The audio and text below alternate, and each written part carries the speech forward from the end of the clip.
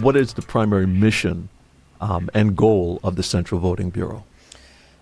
For sure. I think, at the heart of it, essentially, our goal is to uphold the democratic foundations of our democracy. And that means we want to administer free, fair, and transparent elections. So, our goal is to ensure that every eligible voter can exercise their right to vote in an environment that's not only secure, but it's also efficient and inclusive and accessible. So, we're really trying to uphold the highest standards of electoral integrity. Yeah, exactly. So, break that down for us. How does the Central Voting Bureau ensure a fair and transparent electoral process? So I think there are a couple different things that play into it, and I think maybe the primary one is we ensure that there's strict adherence to our electoral laws. So we operate within the framework of St. Martin's electoral legislation. So that's the electoral ordinance, and then there's an underlying electoral decree, and of course our constitution, of course, being the guiding one on top of that. So, and we make sure that those rules are enforced without bias to any party or individual.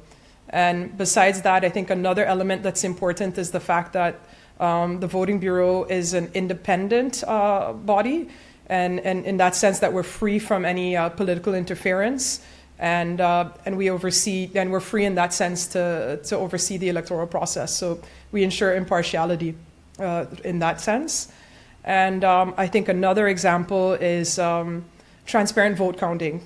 So the process of the vote counting at the polls at the end of the evenings, they're open to scrutiny by everyone. Whether that's international observers that we've allowed to come into the process, or if it's representatives of political parties, the media, every stakeholder is open to stand there and verify the count. And I think that's part of the transparency. And besides that, I would say to accessibility, to information. We ensure that we try to make sure that all information gets out to the public. Whether it's the voter registration data, the polling locations, the voting procedures. We're trying to ensure that all of that gets out there so that people are informed. And I mentioned observers before, but of course we also we collaborate and facilitate both local and international observers to monitor all stages of our electoral process and provide their independent assessments. Okay, I want to break down the key steps so our viewers and listeners can follow along in the process, because it is a process. What are the key steps involved in preparing for parliamentary elections in St. Martin? I think if I think back on the last couple of months, this is my first election, or even involvement with the electoral process in that sense. So what we did, we started a few months ago, really, with the Ministry of General Affairs, and when it just came down to the planning and the organization. So establishing the timelines, outlining the procedures, and kind of starting to mobilize the resources that we need to conduct an election. And that came down into, hey, what is the election date going to be, to give people an example of the discussions that we had, because all of these things are very clearly stipulated in the law. It says very much like, between this many days and this many days from that date, this has to happen. And so it's there's a huge Excel sheet that we have to essentially be calculating backwards from the last sitting, the end of the parliamentary term. So that's so we started that way, and then of course you could think of the voter registration process. Our voters registry closed on the 23rd of October. And so, trying to make sure that people go in and get their information up to date. Things that we're also doing is the one that, I think sticks out to everybody is, of course, the nomination process. So postulation day on November 22nd.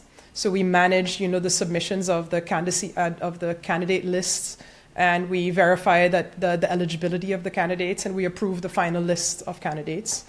And then from there, of course, we're starting to get towards, logistical preparations, where the civil registry are really our right hand and our boots on the ground when it comes to really the grunt of the work. So, they're in the process also of looking for people to work in the polling stations, and of course to educate them and prepare them and give them training. So all of these are parts of it. We're in discussions now, even when it comes to security. On November 13th, we have a session with Carl John, with the chief of police, with all the party representatives, to talk about public order considerations and how the police play a role into this. And then, as we move forward closer to January election, or January 11th, of course, then we're doing things like, setting up polling stations, ensuring that we have everything in place, even, ordering the ballots. There's all this administrative, stuff that comes along with it as well.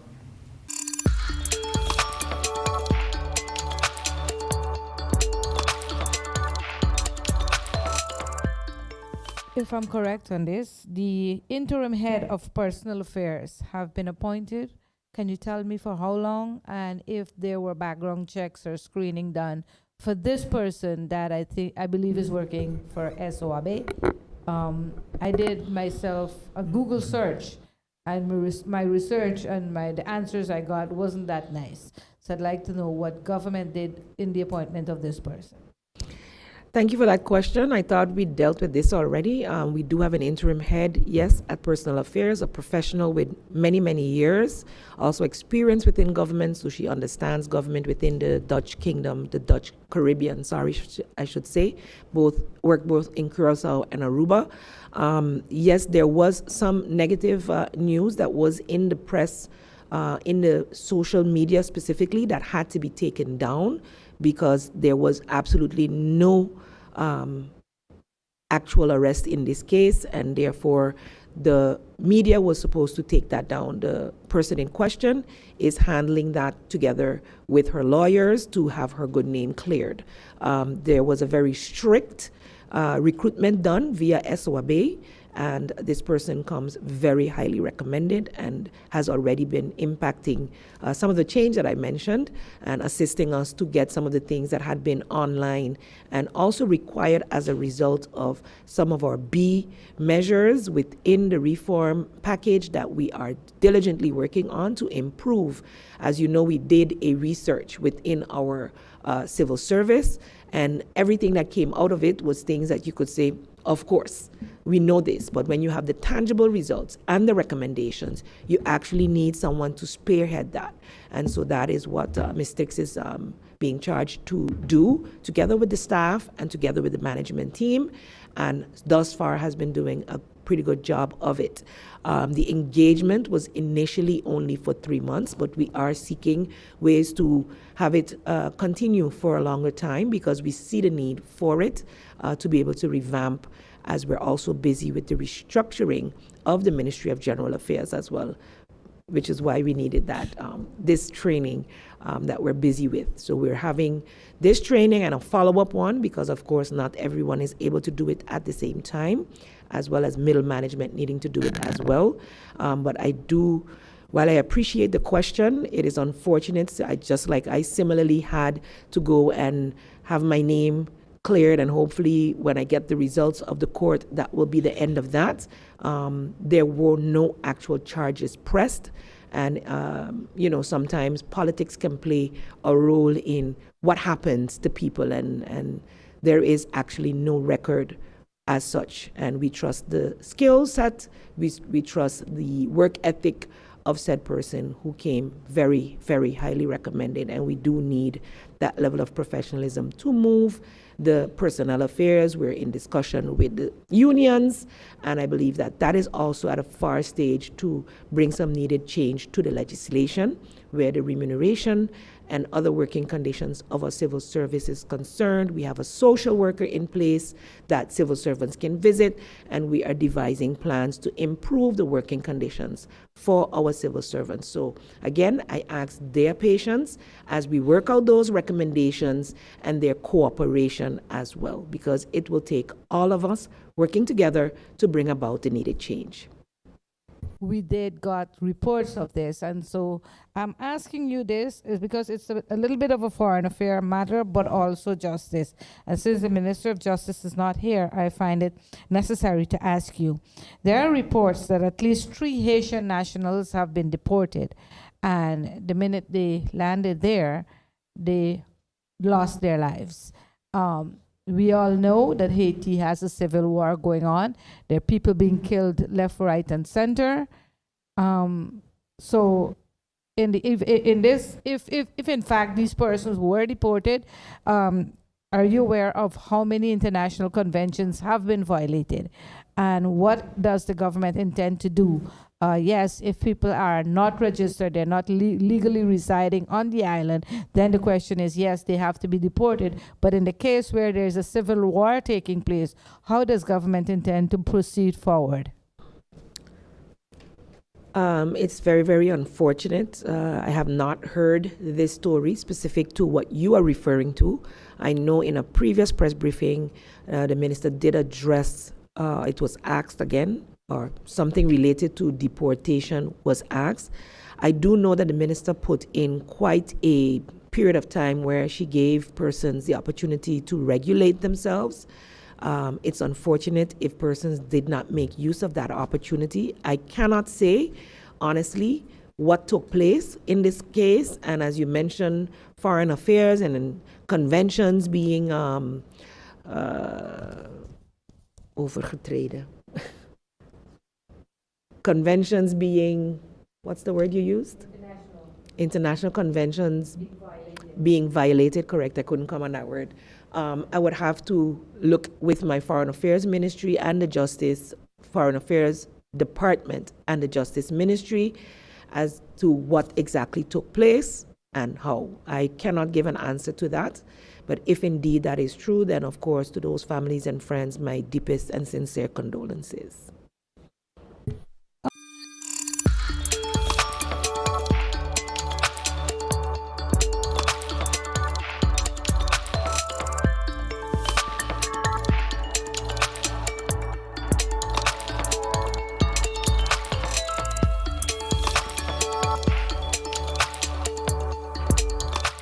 At RBC, we know the roles you have to play can change quickly. Whether it's a homeowner, a new parent, today's head chef, or the family chauffeur. Whatever life asks you to be. RBC is a bank for all of you. Win Christmas cash with a no-fee loan from RBC.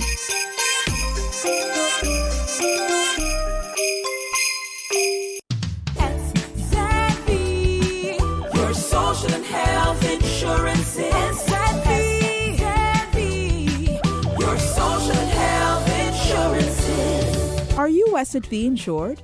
Do you have a valid medical insurance status? SXM is cardless. Request your My SXM account today and enter the virtual office of SXM. Go to sxv.sx and sign up now. Your social and health insurances.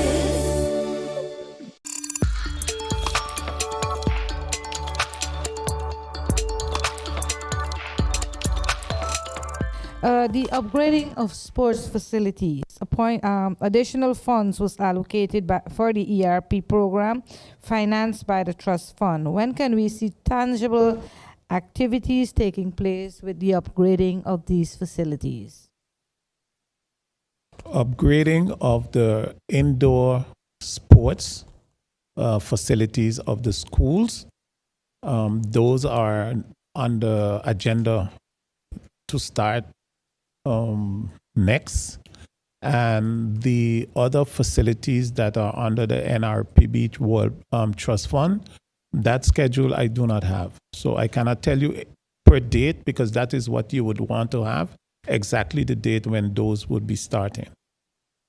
It is within short, but I no, CapEx and NRPB is different. The upgrades that are under the CapEx, that is going well, and I think within a week or two, I can give you some tangible dates as to how that is going.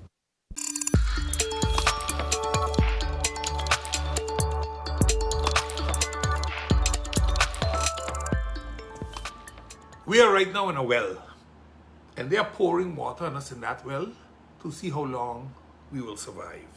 And it is really up to us how to do this. It's really up to us to decide what we're going to do. Because independence is not really an option right now. And we shouldn't use this battlefield to fuel that, because it's the wrong fuel you're using. Now, let's go look at it from the angle of the cost of goods and services in this country. Our country is so expensive, and we don't do enough to regulate the prices of imported goods, especially by checking what they pay for them elsewhere. We accept the prices we get at the harbor, but we don't back check it. There was an Ecoris report done by the University Economic Bureau in Amsterdam that led us down a different path a few years back. For whatever reason, that report has been sidelined now, and we're moving on. And we accept whatever is told to us.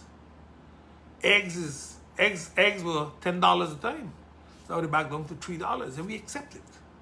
Nobody checks it. Oh yeah, there was an egg shortage. Oh yeah, well, so what are they gonna do today? You see, we need to understand that if we can't control what's coming in, we can't control what's happening here. Unless we start producing it here. Aruba produces eggs for all its inhabitants and the million tourists they get a year. They have chicken farms. We have them here too, but not at a big scale like in Aruba. We have a few chicken farms here. Agriculture. I, for the love of money, cannot understand why there is no serious money being pumped into agriculture. And the first is, oh, we don't have no land. You don't need land. You can use technology. We can use growing towers. I mean, come on. I have a piece of concrete. It's about 20 feet long, 10 feet wide, so 200 square feet. Let's say 20 square meters. Have 10 grow towers on that.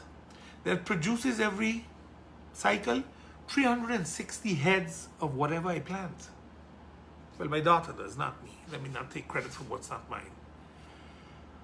So please don't tell me it can't happen, because it can happen.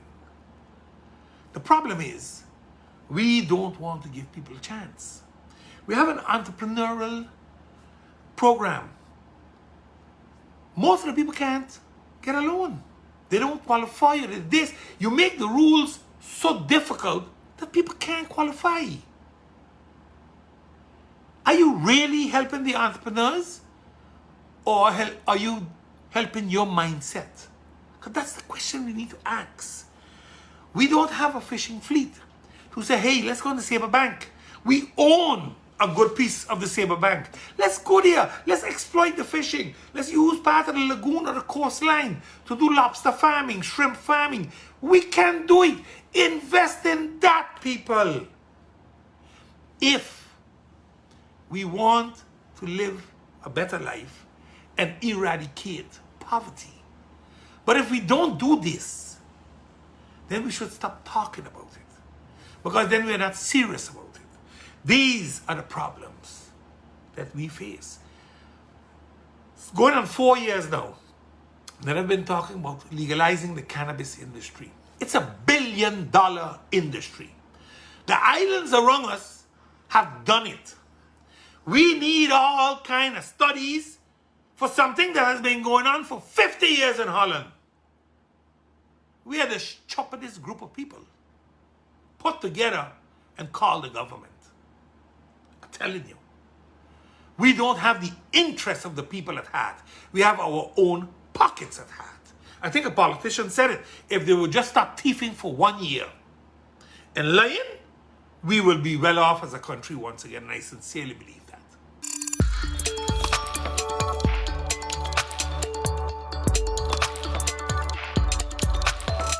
Rebuilding of the Phillipsburg Marketplace was on the budget as a capital project.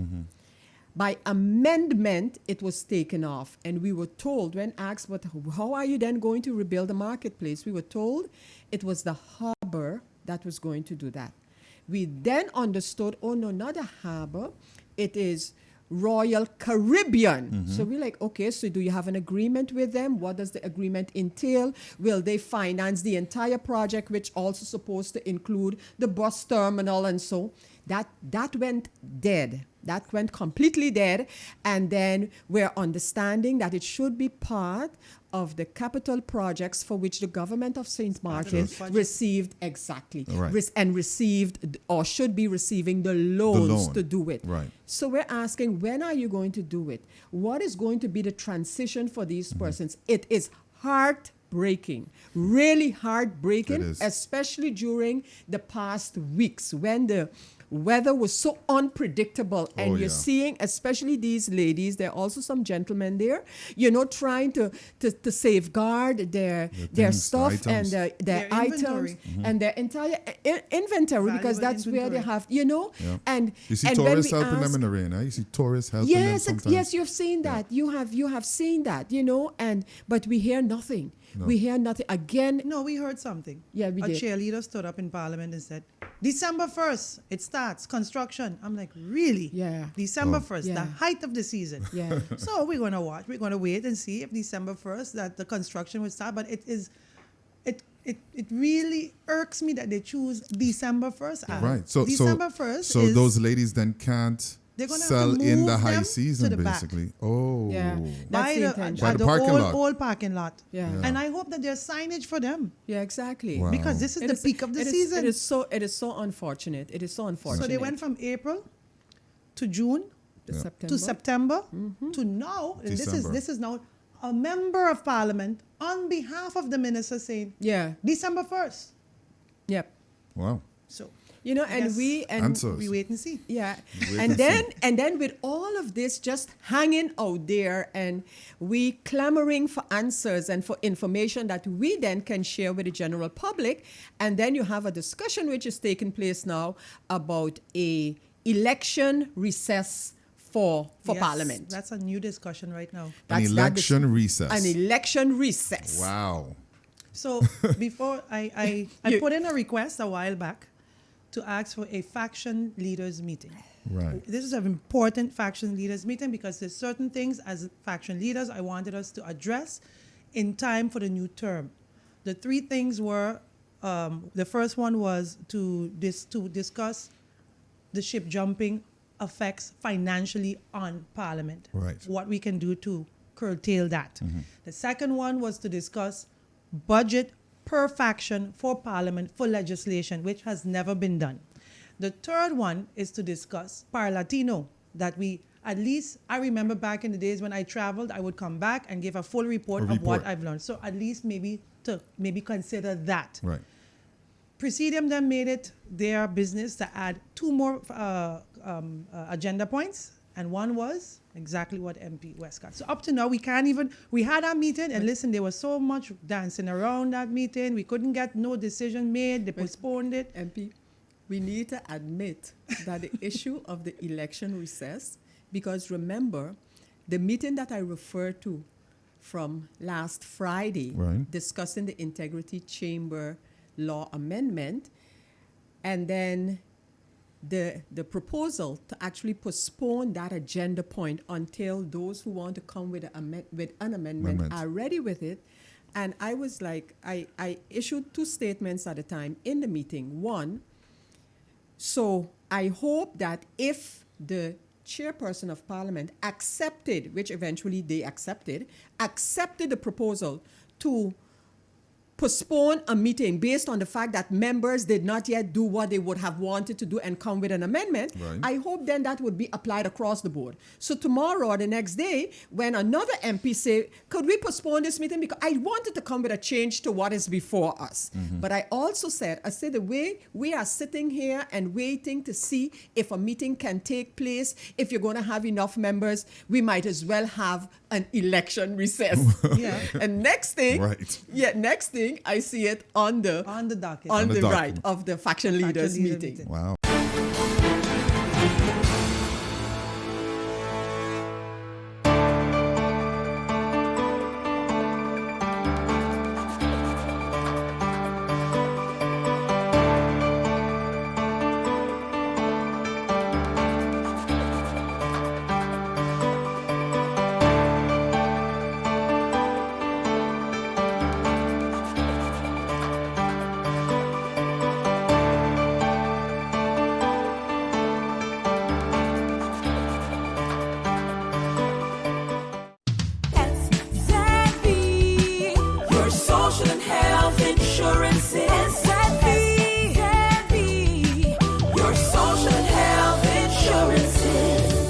you SZV insured? Do you have a valid medical insurance status? SZV is cardless. Request your My SZV account today and enter the virtual office of SZV. Go to szv.sx and sign up now. SZV, yeah. Your social and health insurances. At RBC, we know the roles you have to play can change quickly. Whether it's a homeowner, a new parent, today's head chef, or the family chauffeur. Whatever life asks you to be. RBC is a bank for all of you. Win Christmas cash with a no-fee loan from RBC.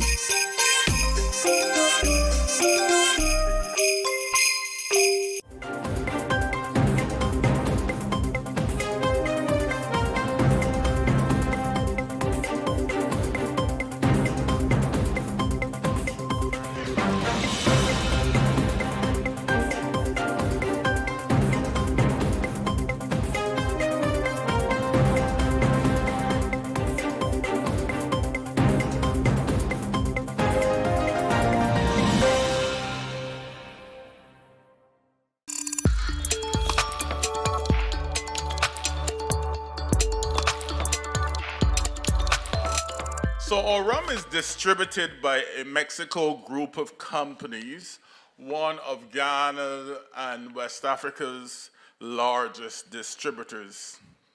And from all reports, our brands are already performing above expectations in the trade.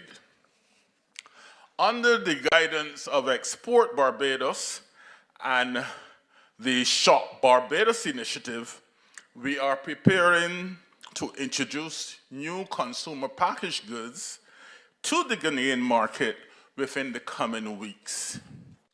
With the establishment of the Barbados Community College Hospitality Institute, now renamed the Jean and Norma Holder Hospitality Institute, which is celebrating 27 years of history, Barbados is confident that there are opportunities for cooperation and technical assistance between Barbados and Ghana and West Africa. Tourism has become the business of every Barbadian.